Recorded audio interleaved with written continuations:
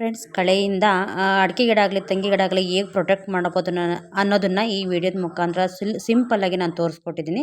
Please ವಿಡಿಯೋನ watch ಮಾಡಿ ಕೊನೆವರೆಗೂ. ಫ್ರೆಂಡ್ಸ್ ನೋಡಿ, ಈ ಥರ ಮಾಡಿದ್ದೀವಿ. ಇದು ಒಂದು ಬಾಳೆ ಹಾಕಿರೋದ್ರಿಂದ ಅದರಲ್ಲಿರೋ ತರಗನ್ನೇ ಇದಕ್ಕೆ ಕಟ್ ಮಾಡಿ ಹಾಕಿದ್ದೀವಿ. ಗೊಬ್ಬರ ಆಗುತ್ತೆ ಅನ್ನೋದು ಒಂದು ಕಾರಣ.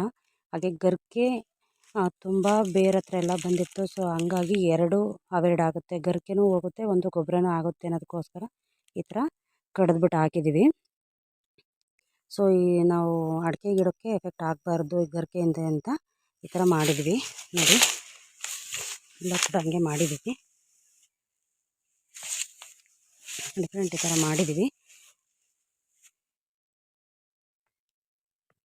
ಗಿಡ ಸುತ್ತ ಈ ಥರ ಸೊಪ್ಪು ಅಥವಾ ತರಗುಗಳನ್ನ ಕಡ್ದು ಹಾಕೋದ್ರಿಂದ ಗಿಡಕ್ಕೆ ಗೊಬ್ಬರನೂ ಆಗುತ್ತೆ, ಹಾಗೆ ತಂಪಾಗಿ ಕೂಡ ಇರುತ್ತೆ. ಅಡಿಕೆ ಗಿಡ ಆಗಲಿ ತೆಂಗಿನ ಗಿಡ ಆಗಲಿ ಒಂದು ಹೆವಿಯಾಗಿ ಗರಿಕೆ ಇರೋದ್ರಿಂದ ಗರಿಕೆ ಕೂಡ ಇದಕ್ಕೆ ಇದು ಬೇರಿಗೆ ಸುತ್ಕೊಳೋದಿಲ್ಲ.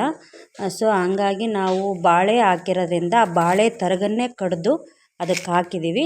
ಇದು ಗೊಬ್ಬರ ಕೂಡ ಆಗುತ್ತೆ. ಹೌದು ಫ್ರೆಂಡ್ಸ್, ಇದು